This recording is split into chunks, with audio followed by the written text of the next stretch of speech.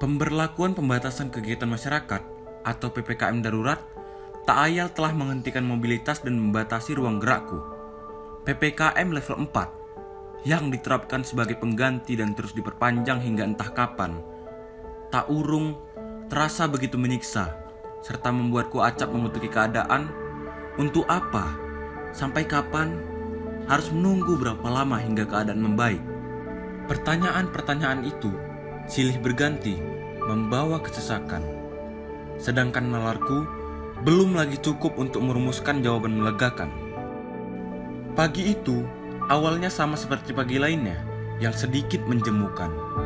Walau para guru di sekolahku telah berupaya memaksimalkan pemanfaatan aplikasi konferensi video untuk menjelaskan materi pembelajaran secara interaktif dan memberikan penugasan-penugasan yang menuntut kreativitas, toh nyaris tak ada yang tidak merindukan kehangatan pembelajaran tatap muka di kelas dan celoteh riang kala bergurau dengan teman-teman sekelas.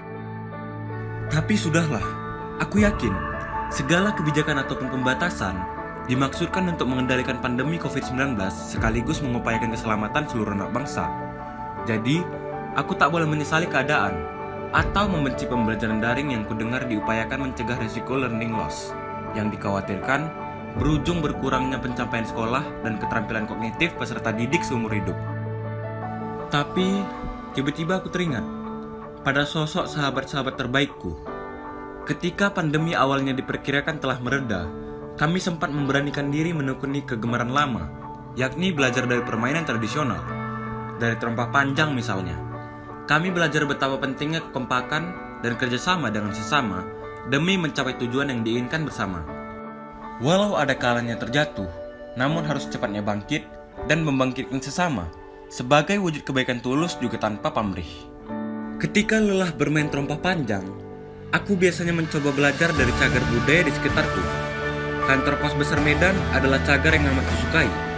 Dari dalam ruang-ruangnya yang memancarkan kesejukan, aku seakan mendengar petuah betapa komunikasi dan hubungan baik antar manusia harus tetap terjalin walaupun raga berada di tempat yang berjauhan. Dari dalam ruang-ruangnya yang sebagian terlihat berdebu, aku seolah mendengar nasihat bahwa walau zaman berubah, namun cara-cara lama yang syarat kebaikan hendaknya senantiasa dipertahankan. Mendadak aku tersentak. Hari ini belum ada kebaikan yang kulakukan. Demikian seruku hingga hampir mengagetkan diriku sendiri. Tunggu dulu. Sore kemarin, aku mendengar seorang tetangga yang kukenal baik sedang menjalani isolasi mandiri di rumahnya karena terjangkit COVID-19. Namun, kebaikan apa yang bisa kulakukan untuknya? Setelah berdetik merenung, aku teringat bahwa beberapa hari lalu, nenekku pernah mengajarkan cara membuat jamu peningkat imunitas tubuh. Bahan-bahannya pun masih lengkap tersedia. Maka, sembari mengingat tuntunan nenek, aku pun mencoba membuat jamu berkhasiat yang kuharapkan dapat sedikit membantu kekebalan sahabatku berjuang mengalahkan virus corona. Jahe banyak mengandung vitamin C dan magnesium sehingga membantu memperkuat sistem imun tubuh. Kunyit terbukti meningkatkan fungsi kekebalan dengan sifat antioksidan, antiinflamasi, antivirus, dan antibakteri yang dimilikinya. Kencur mampu meredakan nyeri serta peradangan. Adapun serai membantu mengeluarkan dahak, meredakan hidung tersumbat, hingga memelihara kekebalan tubuh. Sementara itu, gula merah bisa menambah energi sehingga mempercepat penyembuhan penyakit. Walau membutuhkan waktu lama untuk membuat jamu, aku tahu takkan ada detik yang sia-sia jika dihabiskan dengan menekuni kebaikan pada sesama manusia.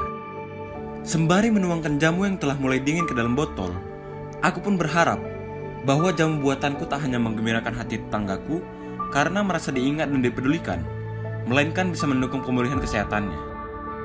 Agar senyum tak terlalu lama terusir seringai menahan nyeri, supaya tawa tidak terlalu lama tergantikan keluh akibat demam serta batuk kering berkepanjangan.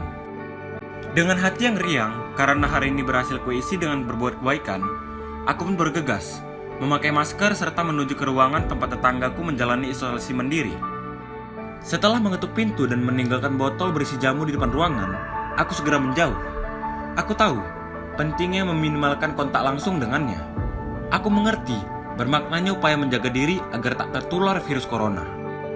Dari kejauhan, aku masih bisa melihatnya menggenggam botol jamu pemberianku dan membaca pesan singkat yang kutuliskan besertanya. Tetap berjuang dan selalu berusaha berbagi kebaikan sekecil apapun. Itulah yang kutuliskan sebagai pemantik semangatnya. Dari kejauhan, aku masih dapat melihatnya menghabiskan jamu buatanku hanya dalam beberapa teguk. Dalam hati, aku berjanji esok hari akan membuatkannya jamu atau penganan bergizi dengan menyisihkan uang sakuku yang tak pernah terpakai selama belajar dari rumah. Dalam hati, aku bertekad akan selalu melakukan kebaikan kepada siapapun yang membutuhkan. Tampaknya, ia pun memiliki tekad serupa denganku. Kebaikan apa yang bisa aku bagikan kepada orang-orang sekitarku?